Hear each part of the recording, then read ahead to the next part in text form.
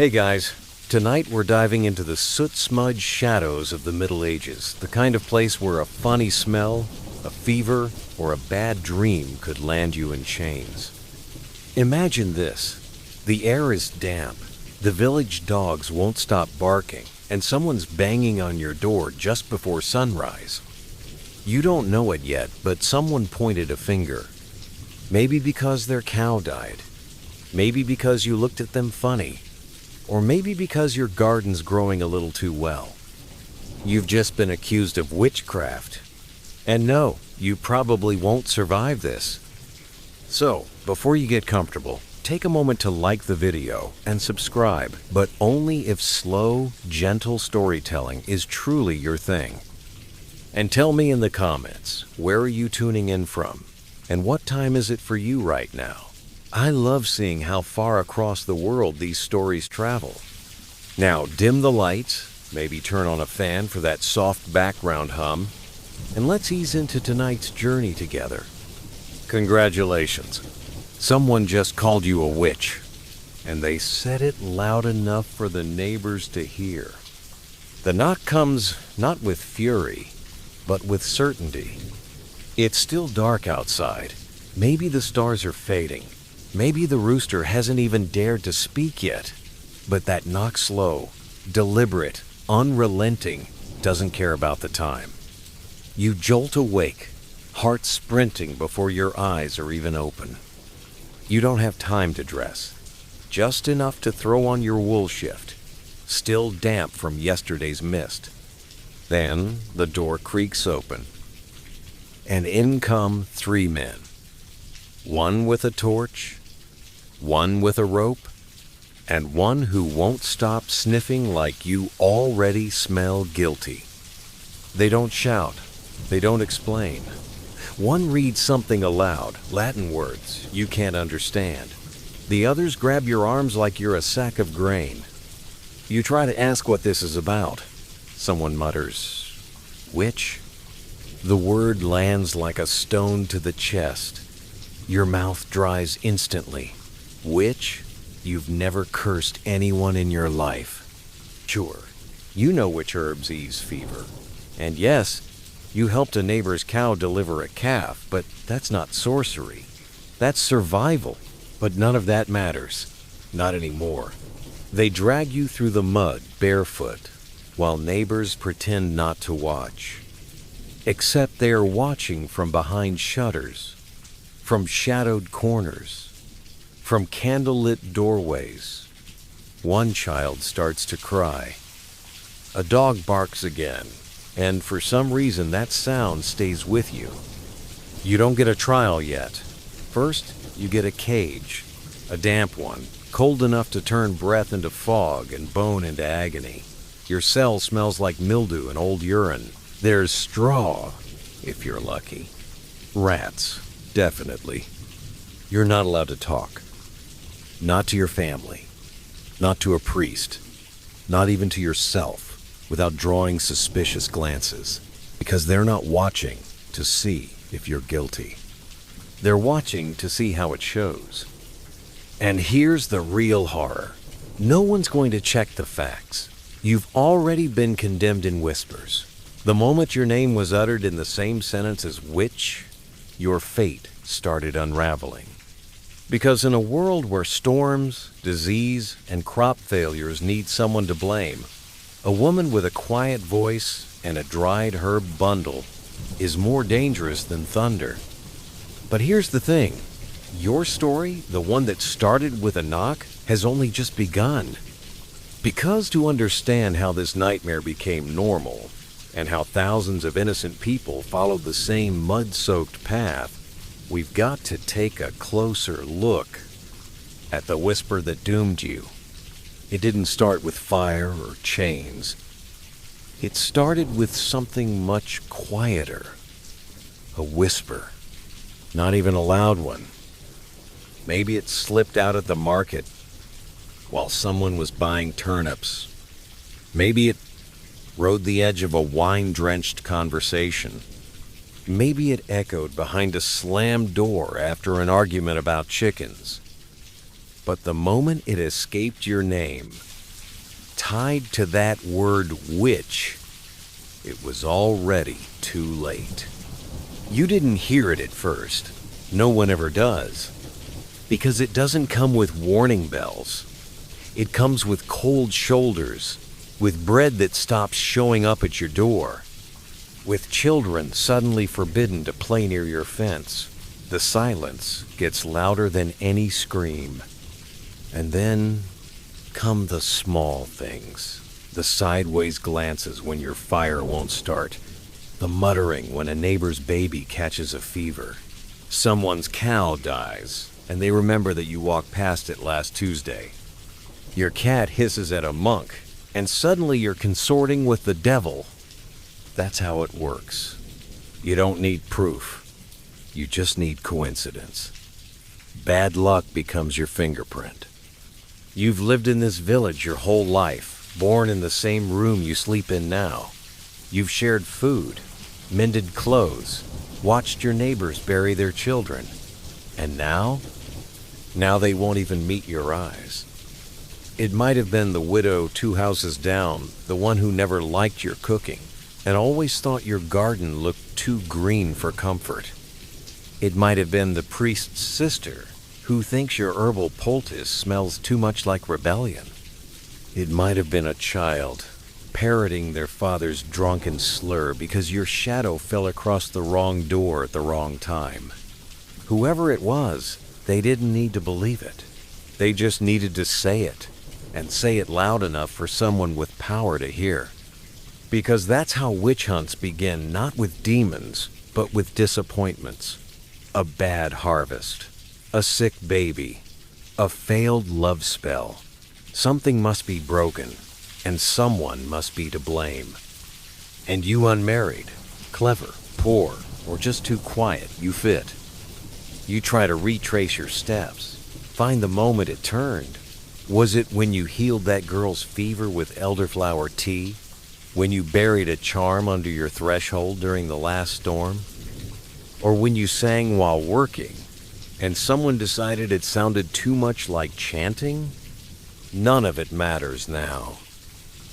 You could scream your innocence until your lungs give out. But the village has already made its decision. The whisper has passed from ear to ear like a curse of its own. And the worst part? You'll never get to face the person who started it. They'll never have to explain. Because in a witch trial, the accuser remains clean. It's the accused who gets the blood and mud. But don't worry, the worst is still coming. Because now that the rumor's taken hold, it's time for someone to prove it. And that's when things get truly dangerous. Because next comes the moment when the goat, the spoon, or even your soup will be used as evidence. You sit in your cell, if you can call a puddle-filled stone box a cell, trying to understand how your life unraveled so fast. And then the door creaks open. They don't ask questions. They ask for evidence. Not proof, evidence. Which, in this case, includes things like a dead chicken in the village square, a cracked egg, a cold stew, your cat. The search begins in your home, and it's more performance than investigation. They rifle through your belongings, lifting cloth with disgusted fingers, peering into jars like they're expecting to find glowing curses. One of them picks up your carved wooden spoon, the one you've used to stir soup for 10 years, and turns to the others with a nod. Charm object, he says. Clearly magical. Someone finds dried rosemary in a pouch and labels it devil's herb. Your comb? Possibly used to enchant men. The Bible you sleep beside? Too clean, suspicious. The candle with the frayed wick? Looks like something used in a ritual. And then there's the goat. She's old, half-blind, and likes to butt people in the knees. You've had her since she was a kid, but goats, you see, are known familiars of witches, especially black ones. Yours is brown, but close enough. Someone claims they saw you whispering to her at dusk, which you were, but only because you talk to your animals like everyone else does. Doesn't matter. Now, she's your accomplice. This is how it works. Everything ordinary becomes otherworldly once they've decided what to look for. A broom isn't a broom, it's a flying device. A stew isn't food, it's a potion. Your humming isn't a tune, it's an incantation. One of the elders brings up the time lightning struck near your house. Coincidence? Or were you summoning the storm? Another says their child cried after seeing you, a sign of evil. Clearly. A young boy mentions he once saw you digging in your garden at night. You were burying compost. But to the committee, it sounds a lot like grave dirt. You try to speak to explain, but every word is a trap. Deny the charges, and you're defensive. Explain your herbs, and you're too knowledgeable. Stay silent, and you're defiant. Cry, and you're using emotional sorcery. It's the perfect system. The kind where your innocence is just another mark of your guilt. And let's be clear, no one actually understands witchcraft. Not really. That's part of the terror. It's not a crime. A vague fear stuffed with everything people don't like, don't understand, or don't want to take responsibility for. Your age, your loneliness, your strange dreams, your generosity, all of it makes you suspect. Being poor means you must be desperate. Being helpful means you must want something. And being alone, that's the deadliest of all. And while they're busy pointing at your soup and saying, "It smells cursed," they're not looking at the mold in their wells, the rats in their grain, or the wounds in their own homes. Because blaming you is easier, cleaner. And now that the evidence is collected, it's time to take you back to the tribunal. Not to explain, but to confirm what they've already decided. So brace yourself, because next, you meet the people who will judge your soul and maybe tear it from your body. The room they bring you to isn't grand. It's not the high court of kings or the halls of noble justice. It's a small, smoky chamber that smells like damp robes and stale incense. 3 men sit behind a crude wooden table. 2 wear crosses. 1 wears a smirk. This is your Inquisition. Not the famous one from Spain, but the local flavor, rough, fast, and deeply uninterested in truth. These men aren't scholars. They're not holy men. They're not even that well fed. But they've been given power, and in the medieval world, that's as dangerous as any spell. They ask your name, your age, and your occupation, but they already know the answers. This part is just for form. Then comes the real question. Do you confess? Your mouth opens. You try to tell them you're not a witch, that you've never cast a spell or cursed a cow or danced with the devil, but you're cut off. Because it's not about whether you did it. It's about whether your denial sounds believable enough to let them ignore it. One of the inquisitors leans in and asks if you've ever felt unnatural urges. He doesn't clarify what that means. He doesn't have to. Another reads a list of names. Women who were recently sick. Men who recently fell. Did you curse them? He asks. No, you say. Again, they write that down and circle it. Then they bring out your possessions, your spoon, your herbs, the old shawl you stitched stars into when you were 12. They place them in front of you like relics of a crime scene. Why did you carve this? What prayers do you say at night? Who taught you to make tea from feverfew? The priest says your knowledge of plants is too advanced for a woman. The bailiff says you look defiant. The notary, who hasn't spoken yet, just stares like he's trying to find the devil in your pupils. You don't cry. You've realized that helps no one. You keep your eyes down, hoping submission will save you. But you also notice something strange. They're not listening to your answers. Not really. They're watching how you answer. Do you hesitate? That's deception. Do you speak clearly? That's practiced. Do you look confused? That's guilt. Do you pray? Must be for protection. Don't pray?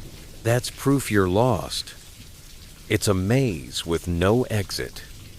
Then, in the quiet moment after your last answer, one of them says, "We'll try again," after the questioning. That's code. Code for iron tools, for ropes and weights, for hands that grip until your bones beg to break. They call it the method. You'll learn more about that tomorrow. For now, you're taken back to your cell. But the worst part isn't the straw, or the stink, or the shivering. It's knowing that the men who hold your fate don't want truth. They want closure. They want a neat story. A villain to parade in front of the village. And you're perfect. But if you think this was the hard part, you haven't yet met the cold, wet stone table where your body will be asked the same questions your mouth just tried to answer. You're not led back to the same cell. That one, for all its filth, had straw. This one doesn't. It's lower, colder. The hallway narrows as you descend, the light thinning until even the torch behind you flickers like it's afraid to follow. The guard doesn't speak. He just nudges you forward. You want to ask where you're going, but your throat's gone dry again. And then you hear it a drip. Drip. Drip. Drip. Water. Somewhere in the dark. It echoes like footsteps, like time running out. The room you're locked into is barely taller than you are. The ceiling curves in like a throat. Damp stone breathing cold against your skin. There's no door, just bars. No bed, no blanket. Just stone and strawless silence. Except it's not silent. There's something breathing in the corner. Slow. Wet. Not human. Maybe a rat, maybe worse. You don't want to find out.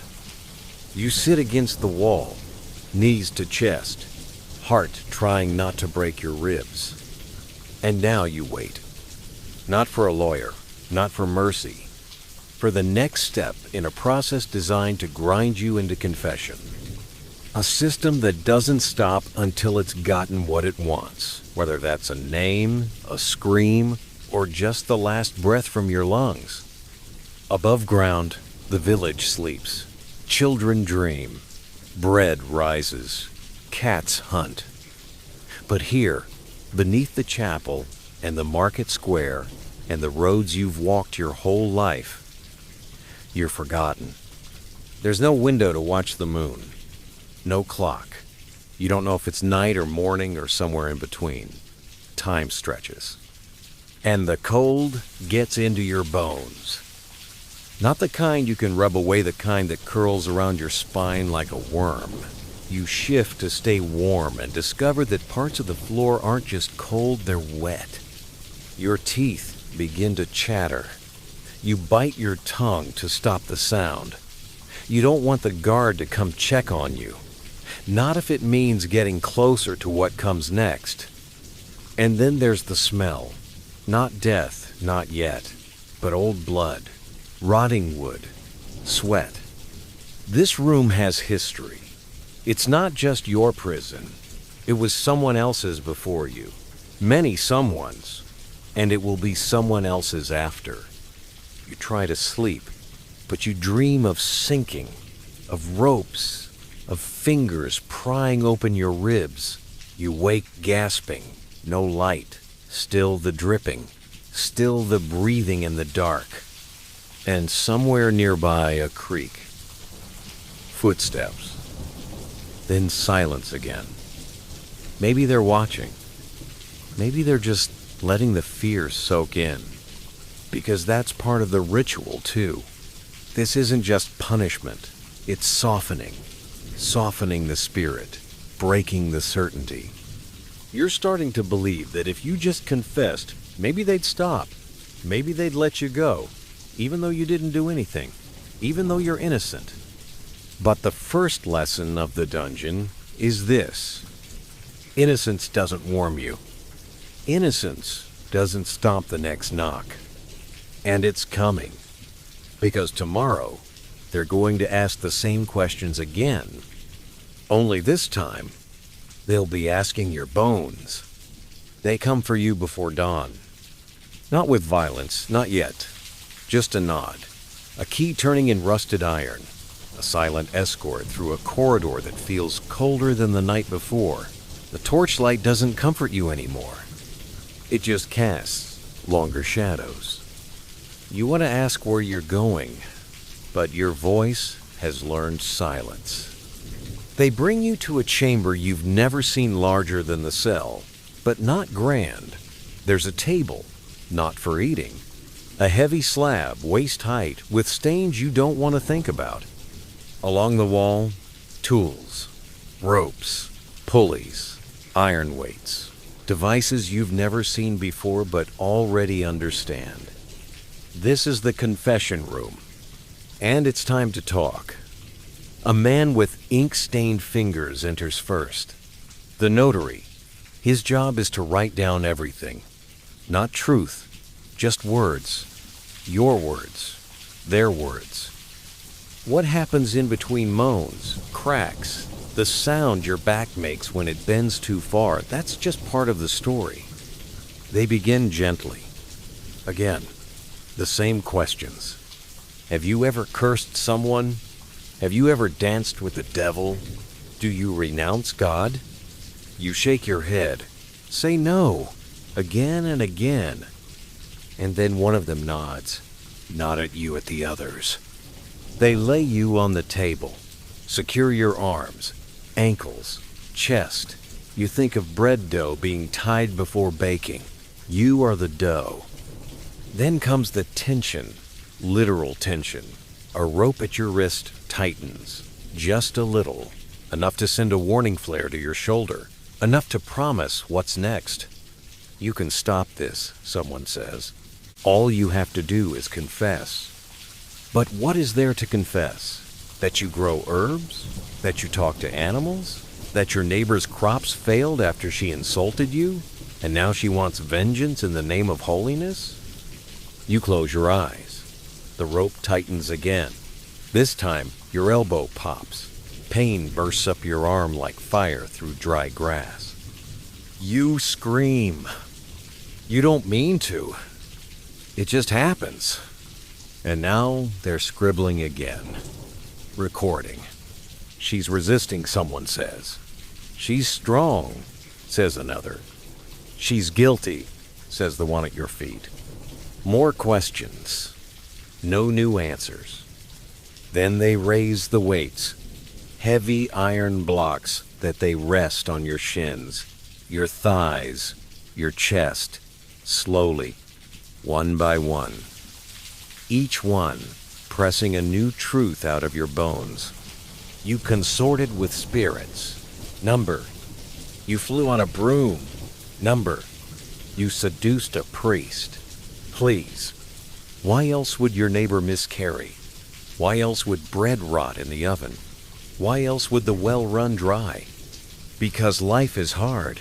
Because the world is cruel. Because none of those things require magic to go wrong. But they don't want explanations. They want agreement. Confession isn't about guilt. It's about resolution. Your back arches. Your fingers go numb. You feel blood where your skin should be whole. Still, you say nothing they want to hear. So they try something else. The pear. It's a device looks harmless until it's placed in your mouth and turned slowly. Each twist opens its petals wider until your jaw screams, until your teeth crack, until your ability to speak or beg is gone.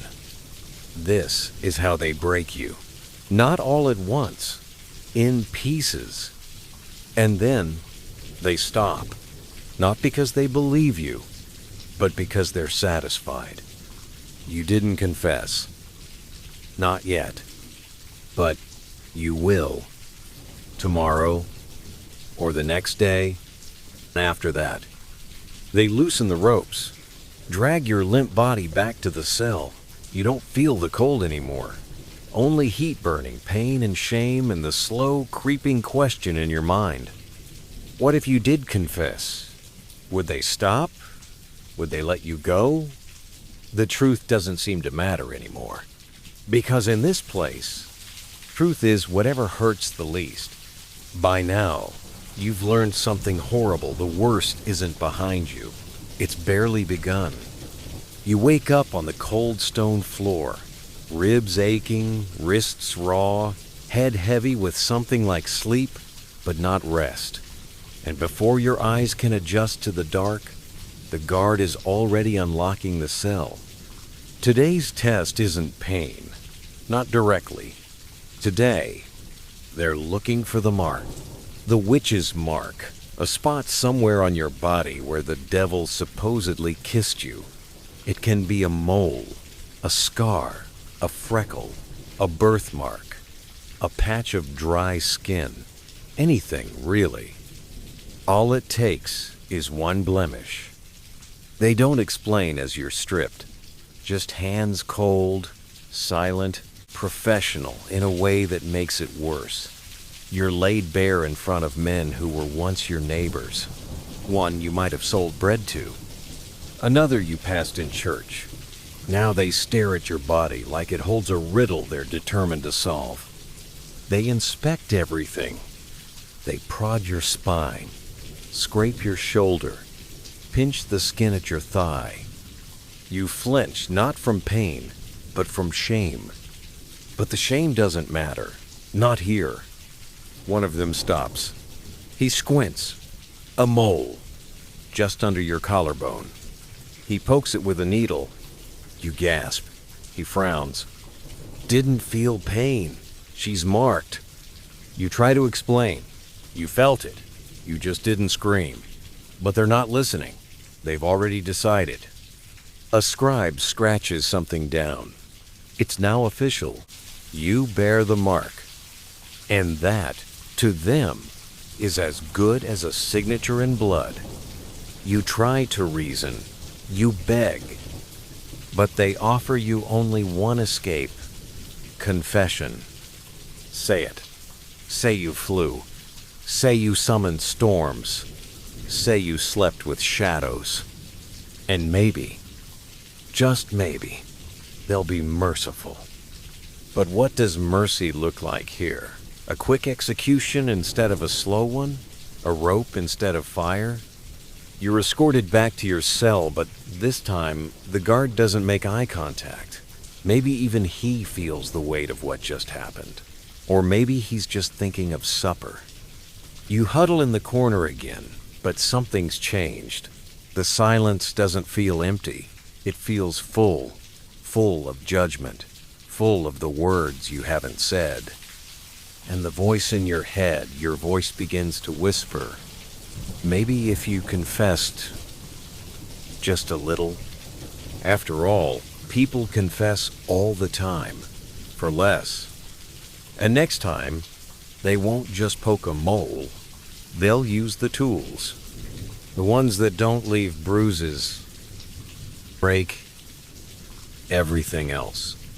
They bring you in without shackles this time.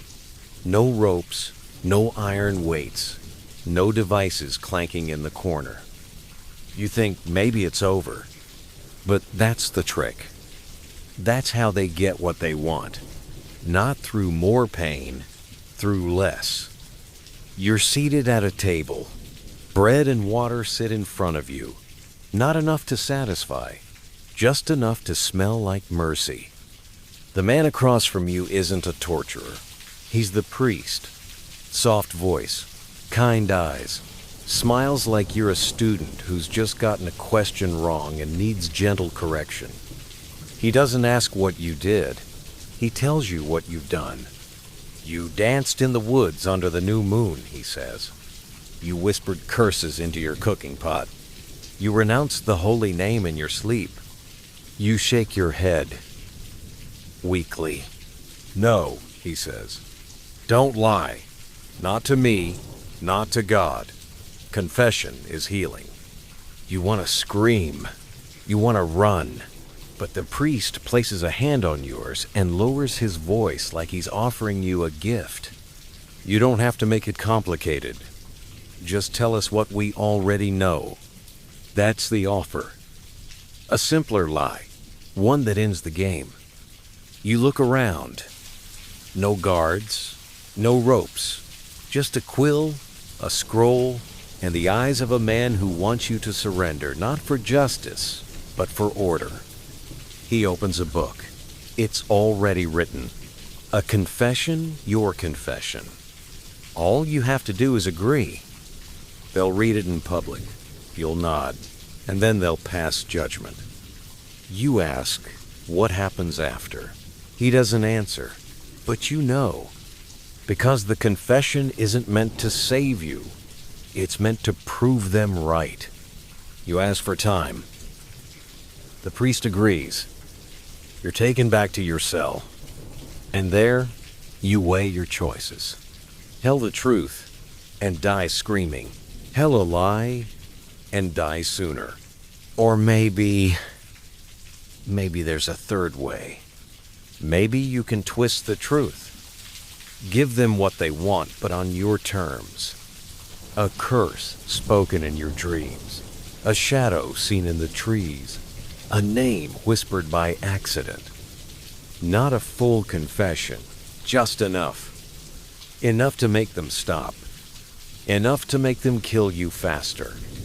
Because at this point, death feels like freedom. And you can almost taste it. The sky is gray when they drag you out. Not stormy, just dull. A sky that can't be bothered to care. The kind of sky that sees everything and says nothing. You're dressed in rags that used to be yours. Cleaned, maybe. Pressed, maybe. But they smell like smoke, and they don't feel like home. The crowd is already waiting. You were never important before. Just a face in the village. The woman with the strange herbs. The girl who talked too much. The one who never married, or married wrong. But now all eyes are on you. They don't see a person. They see a witch. The children look confused. The elders look smug. The baker avoids your eyes. The blacksmith crosses himself like you're contagious. The priest steps forward, scroll in hand. He clears his throat, and the charges begin.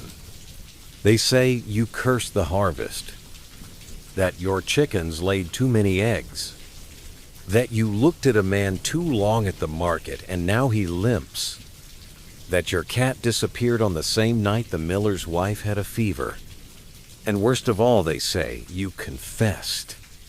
Which you did, kind of, maybe, not exactly, but enough. Because what you said in that freezing cell, on an empty stomach and shaking legs, isn't what he's reading now.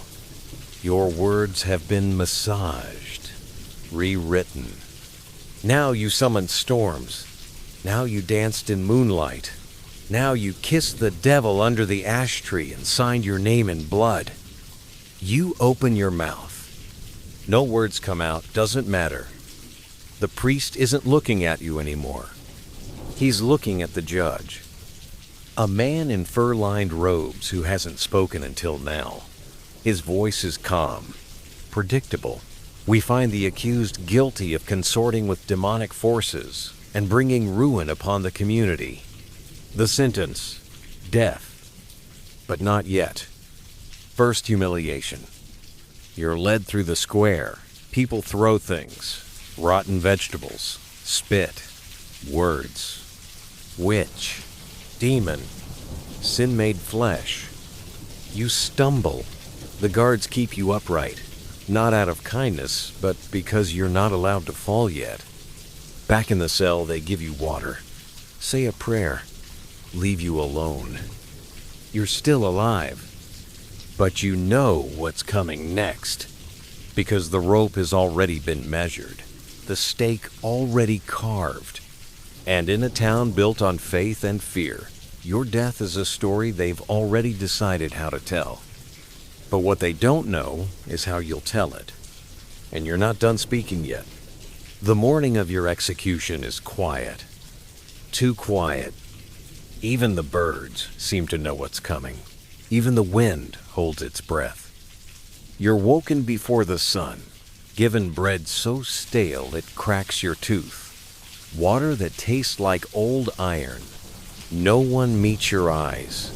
Not the guard. Not the priest. Not the woman who ties your hands gently, as if softness makes it better. They march you to the center of town. The stake is already waiting, tall, splintered, wrapped in dry bundles of kindling that someone, probably someone you once knew, took the time to stack just so. There's a crowd again, bigger this time. Some came for justice. Others came for spectacle. Most just came because everyone else did. They say the sentence aloud, though they don't need to. Everyone already knows it. Death by fire. Your crime? Witchcraft. Devilry. Consorting with demons.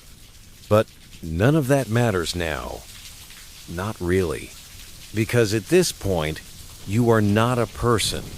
You're a warning, a lesson, a performance.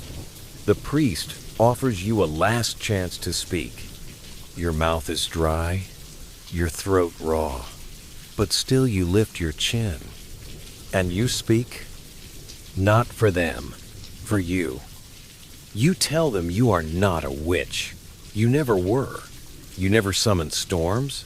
You never cursed cows. You never danced with the devil. But if they need you to be the villain to sleep better at night, then so be it. The crowd murmurs. Someone throws a rock. And then the torch. It touches the straw, and the fire begins. It climbs fast, too fast. The heat chokes you before the flames reach your legs. Smoke fills your lungs. You gasp, but there's no air, just ash. And through it all, they watch. Some cross themselves. Some cheer. Some look away. But one little girl, one you remember, just stares. No expression, no fear, just quiet eyes. And maybe, just maybe, she remembers the time you gave her bread, or helped her mother, or smiled when no one else did. And maybe she'll tell another version of this story. One where the witch wasn't evil. One where the witch wasn't even a witch. And long after your ashes are scattered in the dirt, that story might spread and burn brighter than anything the fire ever touched. Here's the question that haunts you long after the smoke's cleared. Why you? Out of all the women in the village, all the widows, midwives, spinsters, gossips, and gardeners, why did they choose you to burn? Because it wasn't random. It never was. The truth is, being accused of witchcraft had less to do with devils and more to do with danger. Not the magical kind, the social kind. Maybe you were poor, or too loud, or had no husband to speak for you. Maybe your herbs worked better than the priest's prayers. Or maybe, and this was always the riskiest thing, you were unafraid. Witch trials were never really about witches. They were about control. Every accusation started with something small. A cow stopped giving milk. A child got sick. Bread didn't rise. Bad luck always needed a face to blame. And in villages where science didn't exist and fear was as common as firewood, that face was usually female. It didn't help if you knew too much, or not enough. If you were too beautiful, temptation. If you were too plain, suspicion. If you didn't have children, barren. If you had too many, unnatural. It was a rigged game. The perfect witch was never the one who actually practiced magic. It was the one with no one to protect her. And once your name left someone's lips, it spread like kindling.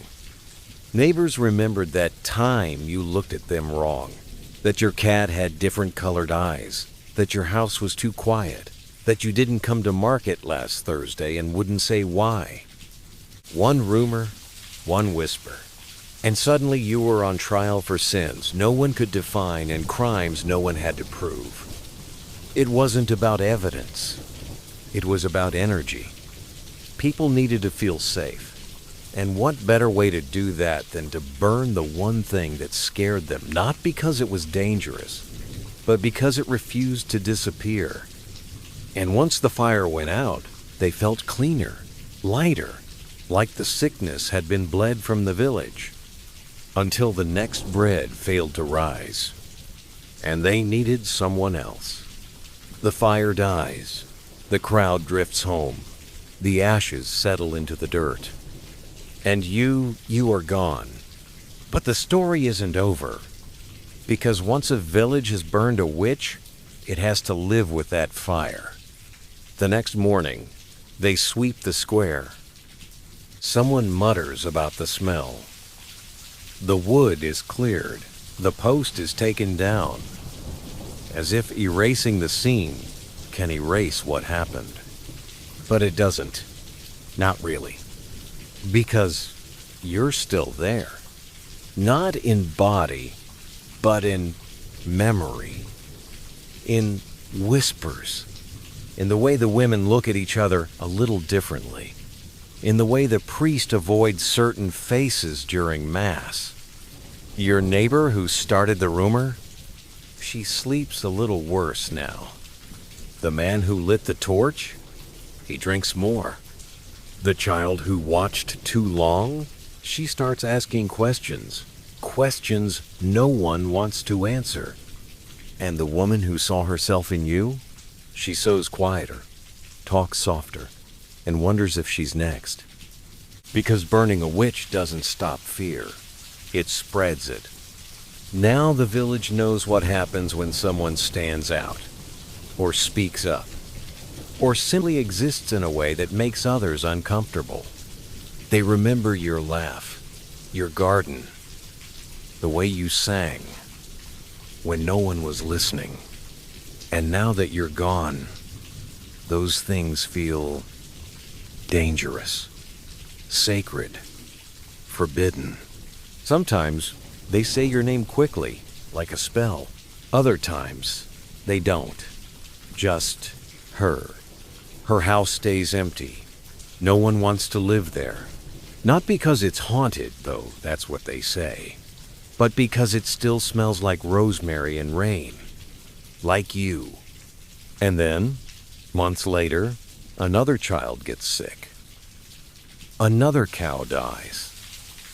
The village gets nervous again, and someone else's name starts to float. It's quieter this time, more careful, because now they know how fast the fire spreads. What they don't know is that your story didn't die with your body. It's retold, changed, made into legend. Sometimes you're a villain, sometimes a victim, sometimes something in between, but always, always powerful. You'd think the witch trials ended with the fire, with the ropes cut, with the ashes cooled. But they didn't. They just changed clothes. Because long after the stakes were torn down and the church eased its grip, the world kept finding new ways to accuse. No bonfires in the square, no public hangings at dawn, just whispers, laws, diagnoses, rumors, and silence. In the 1600s, the trials in Europe reached fever pitch. Tens of thousands, mostly women, tortured, drowned, or burned. All because someone claimed to see a goat, a storm, a flickering light in the woods. Then came the Puritans. Salem, a town in Massachusetts where fear got so thick you could smell it in the air. It started with girls, twitching and screaming. Then came the accusations. One name, then another, and another. Before it was over, 20 people were executed, dozens more jailed, all in a tiny town where reason packed up and left for the winter. And even after that madness passed, the fear never really left. It just went underground. Witches became women who didn't follow rules, who spoke up, who chose not to marry, who raised children alone, who healed without permission. They weren't burned, they were just dismissed, called unstable, difficult, unnatural, dangerous. They were mocked, feared, locked away, or simply erased. The point was never to prove they had power. The point was to punish them for daring to survive without permission. And still, the witch lives on. She's in books and movies now. She wears black, rides broomsticks, casts spells, but beneath the fiction is the truth, that the witch was never about magic. It was about control, about making sure no one stepped too far outside the line. And when someone did, well, you already know how that ends. But there's more still to come, because even though the trials changed, the fight hasn't. She's back. Not in the way they feared, flying through storms or boiling frogs in a cauldron. She's subtler now. She writes. She protests. She teaches. She heals. She doesn't ask for permission. The witch has returned not as folklore, but as a symbol, a warning to those who once silenced her, and a banner for those she left behind.